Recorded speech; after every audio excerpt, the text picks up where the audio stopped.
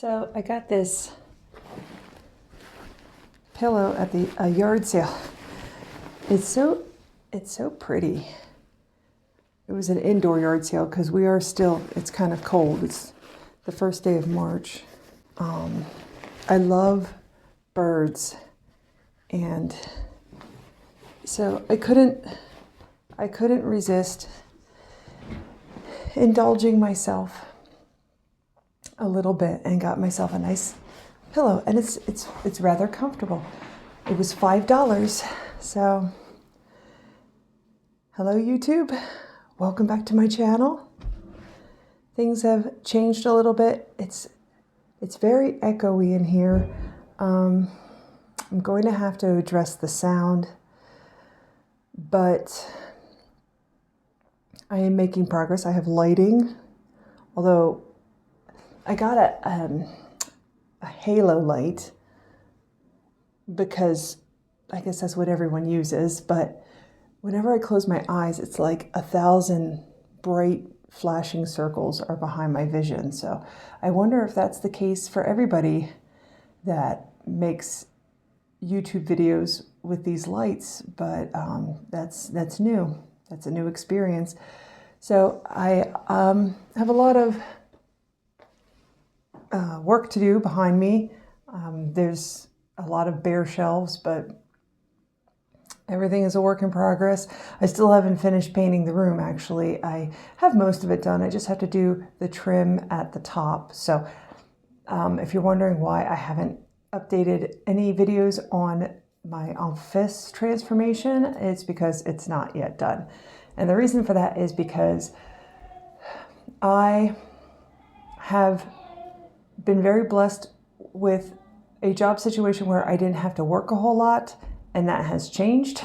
It's been kind of frustrating because they came to me with an expectation. They said, hey, we need your help. Do you mind coming into the office and doing some of this work that you weren't hired to do, but we need your help to do it? And I said, sure, fine, no problem. And it turned into what turned out to be a small venture became a massive venture. Basically, I won't get into details about the number, but the number that was given to me was 50 things I had to do, and the reality of it was 400, which they did not anticipate, and that's fine, but it has really ballooned. And the thing that frustrated me about the whole thing is that they keep changing what I'm doing from day to day and sometimes from hour to hour. One moment they want me to do something, and then they say, oh, somebody else is going to do that now. We want you to do this new thing. So I start working on the new thing, and then they say, oh, we changed our mind. We have to go back to do the old thing. And then I'm working on the old thing, and they say, well, why aren't you working on the new thing? And I just don't know what I'm supposed to be doing. Sometimes I think that it would be nice to work in an office, that I don't have to go do patient interaction. I had a good example of that on Friday, today's Saturday, because a gentleman called in complaining about an experience he had with one of the nurses, and the experience was so benign and minor, and he was just demanding that his voice be heard and that someone hear his complaints, and that retribution is done. And it just brought back so many memories of being on the receiving end of that. And just keep in mind that I know that there's a lot of circumstances, especially in the hospital setting, where there's a carelessness of medical staff, but everybody is living their own experiences and their own difficulties. And if people come into your room and treat you like crap, it's probably because they hate their job and they can't get out of it. It has nothing to do with you. So I've never done that. I mean, I always put my best effort forward with the clients I engage with, but I do have autism mildly, but it does definitely impact the way I engage with people socially. And especially in the way that I am just constantly very task driven. So I'll go into a home setting and I'm just focused on assessment, vital signs, medication management, doing my tasks. And I guess that comes across to people that I'm being insensitive because I don't ask about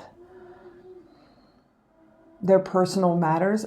Those things don't really concern me. I don't care so much how your daughter's doing in high school if I'm here to see you about your heart condition. So of course I'll ask the questions I need to ask about that. And it's not that I think what would bother me as a patient is if I see a nurse that I saw the week before and she's asking me the same questions I've already answered. That would bother me. And I make it a point to go into a home setting and say, I know we talked about this last week. How is it going? I make notes about everything, about these things about every patient I would see, so that when I went back the next week, I had something to build off of. And I thought that was good client rapport, but I guess there's just people that have an expectation higher than that. And maybe that's from experience they had with other nurses that like to do the social chit-chat stuff. Some people don't like that, and those people really like interacting with me. So the truth of it is you can't please everybody, but I just don't think it's necessary unless you've had a neglectful, negligent experience. I don't think it's necessary for you to go calling offices to complain to management about nitpicky things, because these are people's jobs. And if you cause someone to get fired over them neglecting to hear something you said, I mean, maybe there's people out there that are cruel enough to want to do that, but I think most people would kind of feel bad to think that they've ruined someone's present life. Like, they don't know how they're going to pay their bills. They don't know how they're going to feed their kids because you called and complained that they didn't listen to you talk about your chronic foot condition enough. Just minor things like that. Now, I have heard stories of nurses being very negligent, neglectful, not wearing gloves when they're drawing blood and things like that. Like things that obviously are a violation of ethics and do require corrective action. But that is few and far between, and most of the time the complaints that I'm hearing, at least since I've been in my office space, from patients calling is they don't like the nurse's accent, or they don't like the way that they word things. They feel like the one complained because a nurse, they felt like they were being demanded to do things because it's our task to educate and make recommendations. And they felt like they were being told what to do, and they didn't like that. So that was a reason to complain. The standards and expectations of people may be higher than the realities, but in all, if you just think, did I have a good experience? Were my needs, my medical needs met? Not my social needs. I mean, we're not making house calls as a companionship. Were my medical needs met? Were my questions answered? And if the answers are yes, then it's not necessary to complain. I wanted to make this video about something else, and then I started down this rabbit hole, so I might as well go with it because this is something I have been thinking about making a video about. So on we go in this direction. And that is to say that I don't feel like nursing is a secure job anymore. It's kind of reached its peak during COVID.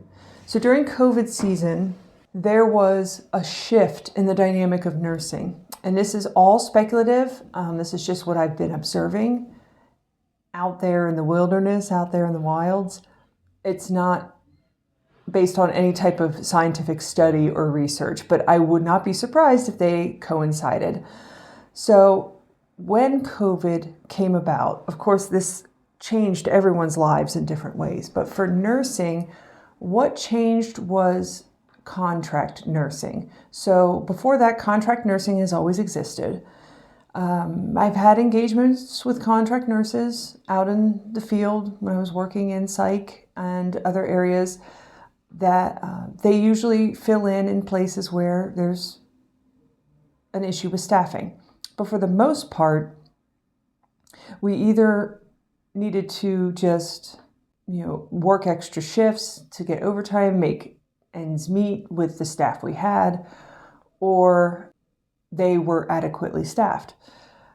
So a lot of these places that had people that worked there for years and years and years, and I'm talking about inpatient facilities where you need to have nursing staff. Those places had nurses that worked there for years and years. And they may have been in some way disenfranchised by their position, but they were contented enough by where they worked. When COVID came about, there was a lot of people in inpatient settings. Now, I was in psych, and psych pays a little less, but this is more of a case for hospitals, emergency rooms and post-surgical med-surg, those places. There was a lot of people that worked there that were either terrified or mildly scared, but able to make a change in their lives because they could afford it. Basically, for the long and short of it, whatever the reason, a lot of people left early on. When the whole pandemic thing came about, there was a lot of fear and uncertainty, and I think there was a lot of nurses that just left. So this created a massive vacuum because these places needed to be staffed, and there was not enough nursing to fill the void. So in steps the contract nursing. The thing is, because there was so much demand, they very quickly realized that they could increase the cost of their contracts with the hospitals. And so they exorbitantly gouged these hospitals to make sure that their staffing quotas were met.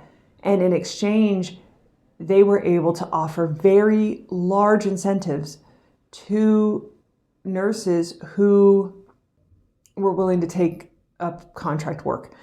I can't remember what I was making, but let's just say I was making $28 an hour. And then I hear about these contract nurses making $110 an hour. I mean, the jump is exorbitant. So even if I'm content, which I was content in the position I had, if I was making that amount though, 28 an hour, and I heard about these contracts where I could make 110, I mean, even if I am content in the place I'm working, I'm probably gonna go take that risk if I need the money. Like, all the people that didn't need the money had already left. The people that were still working in the cesspool of the COVID pandemic needed the money. So when they're being offered these contract positions for 5 times the amount of what they're making, or 3, 4, 5 times the amount, they all left as well. So then this only increased the vacuum and made the demand higher. And it got to the point during the peak of this whole experience that there were these, in New York City, they have these trucks with these little narrow beds. On the truck bed, there's these little narrow boxes, I guess, for lack of a better word, that have advertising on them. So these trucks would just drive around.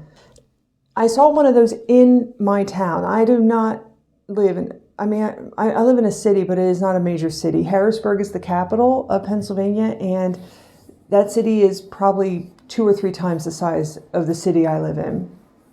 So I saw one of those in my city with an advertisement for nursing offering an $80,000 sign-on bonus for travel nursing. So it got pretty extreme. And there was a lot of job shift. There was a lot of people leaving and things like that. And then there's a massive hiring in of new staff, and there's a lot of flux, basically, a lot of transitioning. Then the contract work kind of dried up as more nurses came into the field, and the contract work wage went down. I was speaking to a contract work position recently because he just happened to call me, and he said that the pay is $60 an hour. So it's still pretty high for a nurse in Pennsylvania. I think we usually make around 85 to 90,000 a year in Pennsylvania, so $45 an hour. So to get paid 60 is really on the high end, but it's contract work, so it's only like for 10 weeks or 20 weeks or something like that. It comes to an end. But you do run the risk of losing your job if there's no contract. So you have to be able to segue into those positions, in and out of those positions. Anyway, I digress. Because of all the flux and change and transition, a lot of people that were in these hospital settings, and all settings really, that were there for years and years, left and started new careers in other nursing fields, and then were replaced by other new nurses. I don't know if this entirely affected the wage. It's not a huge change as far as pay, but it definitely affected the mentality of a lot of employers in the medical field. So they quickly learned how replaceable their staff is, and that senior nursing is not such a coveted thing that I think everyone thought it was. Where they might have originally appreciated a nurse that worked with them for 10, 20, 15 years, it no longer seemed a necessary element to have in their workforce. It was fine just to have a bunch of new nurses replace them and then train them on the very generalized basics of what they need to know to do the job and set them out into the wild.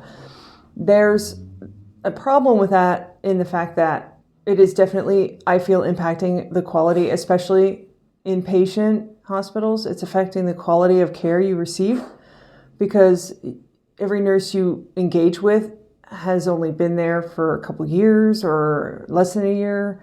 And so they don't know all the nuances of the medical conditions that you acquire from years and years of practice in a specific field. So being in psych, for example, and if you're interested, I could do a really good synopsis of the realities of the mental health industry. I had thought about making a video about that, but being in psych, I learned a lot of nuances about the medications, what medications are effective, like which stimulants are more effective in kids with ADHD and autism, or ADHD and oppositional defiant disorder, because my specific area, it was mainly children and adolescents with autism. So we did a lot of stuff with autism, ADHD, behavioral issues.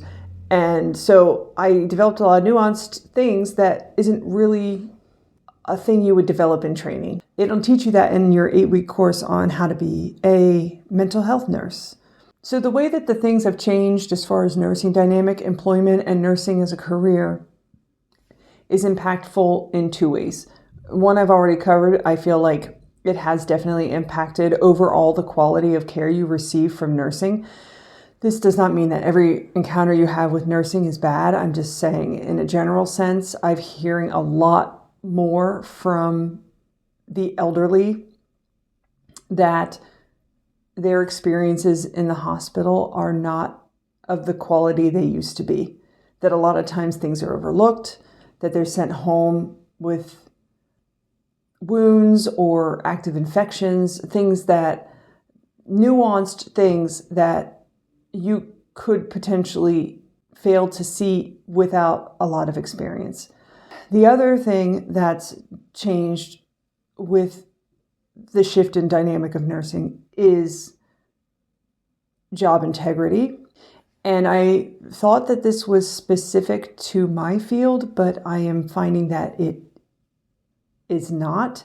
And please make comments down below if you're a nurse and you are also experiencing this. My point is that we have become a very expendable workforce, where before COVID, if there was an issue, like I had issue with, there was an incident that occurred where I had a patient who requested a refill of lorazepam. I went into my charting system to put in a request for the refill, and it said that the status of the medication, the lorazepam, it said pending.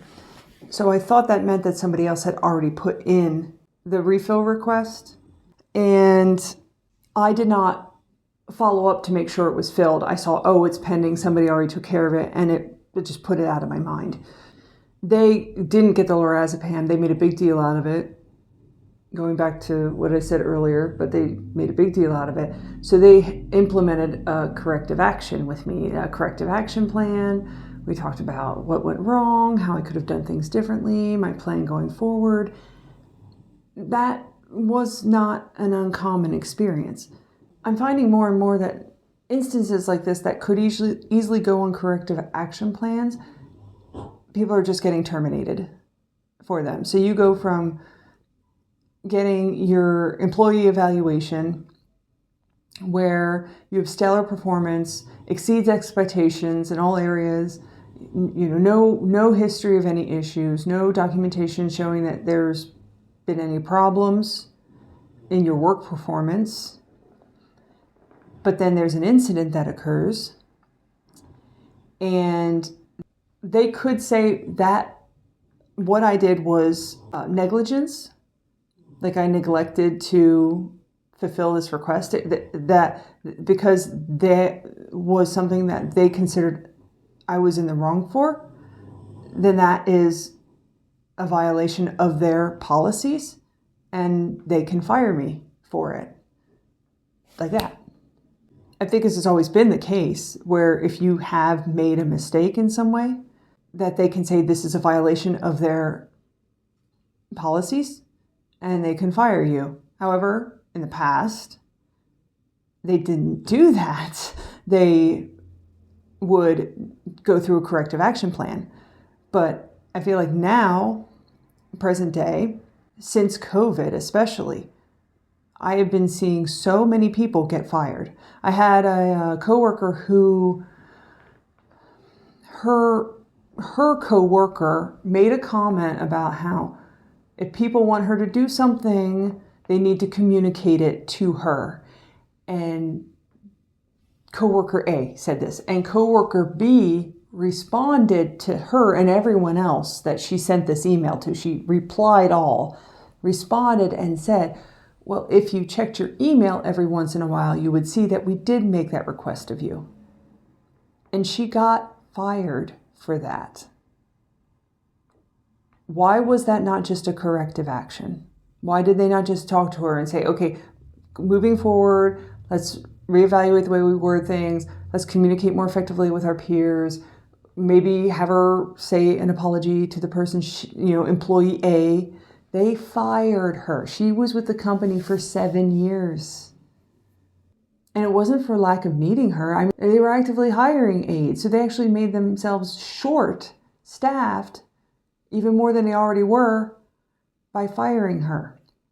Now, you could say maybe she had other issues and this was just the thing that they nailed, the nail in the coffin, so to speak. And that could be the case. But on paper, that is not what it looks like. On paper, it looks like she was exemplary and then she was fired.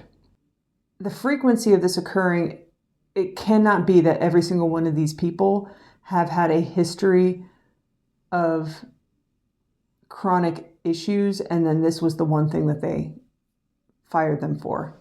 So I think that this is going to become a lot more prevalent.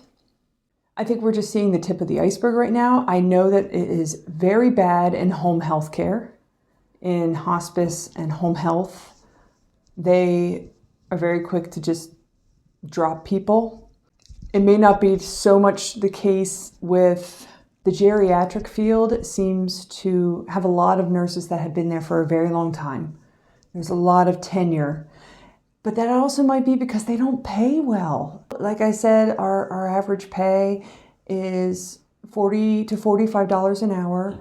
Geriatric, like skilled nursing facilities, pay in the 30s. They pay maybe up to 38, maybe even low, like start of 40. That would be very high. But they don't pay well.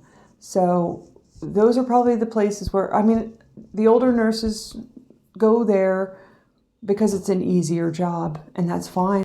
But my daughter works inpatient.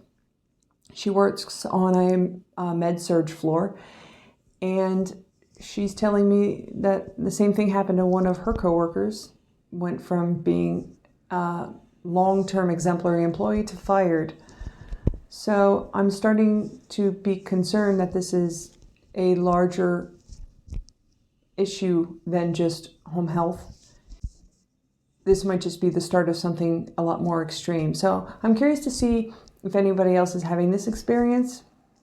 I'd love to hear your comments, but I just want to put this out there because I think it's important to talk about. So thank you for listening. If you reach this far, please subscribe.